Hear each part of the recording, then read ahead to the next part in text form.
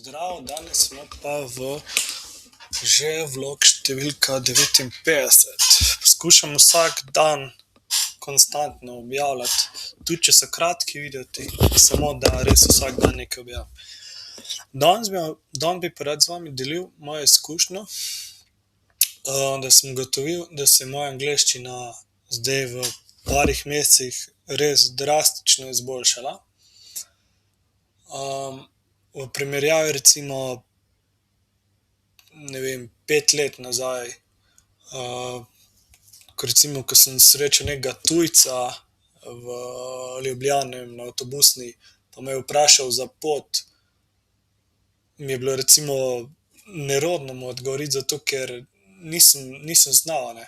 Nisem vedel, kako bom odgovoril, in sem imel neko blokado. In to je čisto normalno. Če ti v nečem veš, da nisi dober, potem te tudi telo ne podpre oziroma ti s svojimi misli lahko to spodbudiš, da potem tega ne zmoreš narediti.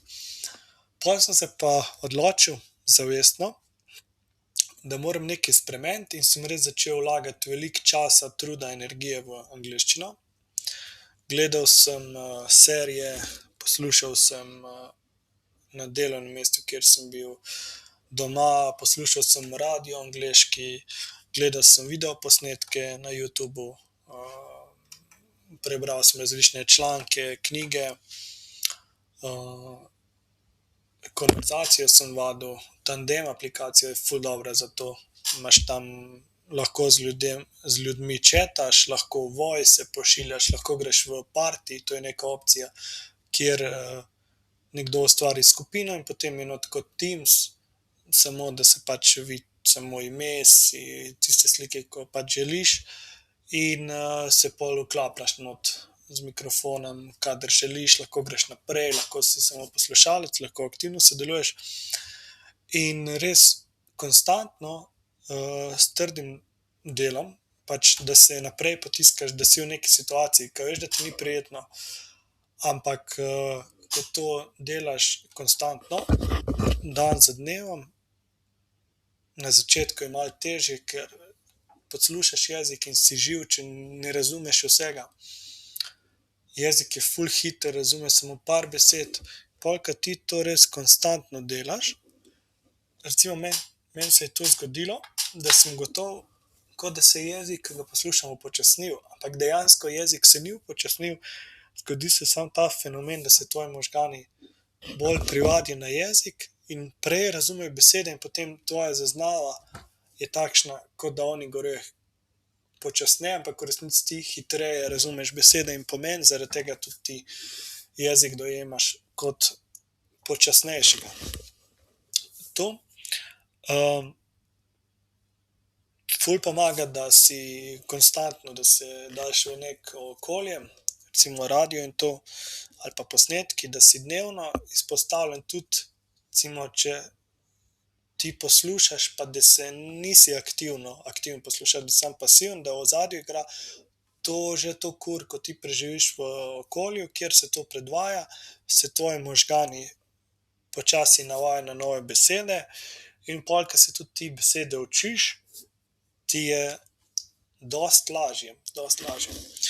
Pa je tudi pomembno, da kakšno knjigo prebereš, da se učiš nove besede, recimo ta metoda Spaced Repetition, to je, da zaporedoma na pravilnih frekvencah ponavljaš besede, plus da te besede napišeš in potem tudi uporabiš, da jih izgovoriš, ali pa pisno, da jih napišeš, da jih uporabiš v stavkih, ti to potem pomaga, da se besede zapomniš in da jih osvojiš.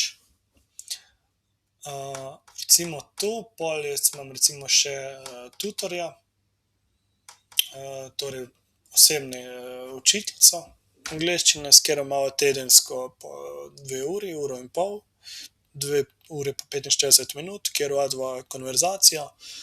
Naredil sem tudi te aplikacije, sem si dol naložil, kot je Duolingo, recimo Rosetta Stone je bila akcija za 150 evrov. celoten program, ne vem, imaš različne področja, razdeljeno po sklopih, 150 ur vložiš not in res dobiš neke te temelje. Jaz sem to recimo naredil že dvakrat, mi je to res zelo pomagalo. Ja, pa predvsem to, da tudi, ko si z ljudmi, da probaš govoriti, na začetku boš naredil ful enih napak, sam se boš počutil neumno, tudi drugi se ti bojo lahko smejali, ampak pač to je ta proces. Z napakami se učimo in postajamo boljši. Recimo jaz tudi zdaj vidim, ne vem, sem na delovnem mestu in tam je dosti teh tujcev, recimo Nepalcev. Par let nazaj jaz si ne bi predstavljal, recimo zdaj, da bi tako z nekom govoril, zdaj recimo pridem, rečem živijo, začnejo, ne vem, debato, različno, kamor pelje pač pogovor, brez stresa, brez neke napetosti, živčnosti, ker dejansko sem že osvojil toliko angleščine in imam neko to samozavest in mi je potem lažje. In pač vidim, dejansko moraš se samo odločiti in začeti delati. In ko enkrat začneš delati in ne nehaš in dovolj časa vztrajaš, ti bo uspelo. Jaz vem, da recimo zdaj sem že na dobri poti, sem se že zelo izboljšal, zdaj bom šel še v Novo Zelandijo za pol leta, potem potovanje v Ameriko za 1 mesec, potem še za 2 meseca na izmenjavo, plus ves ta čas bom z angleščino delal, tako da recimo, da si postavim nek realen cilj, v 3 letih mi bo uspelo, da bom lahko opravil test C1 v angleščini. To je to za današnji vlog, hvala, da ste poslušali, upam, da vam bo kakšna moja misel pomagala in pa se vidimo naslednjič. Čau, čau.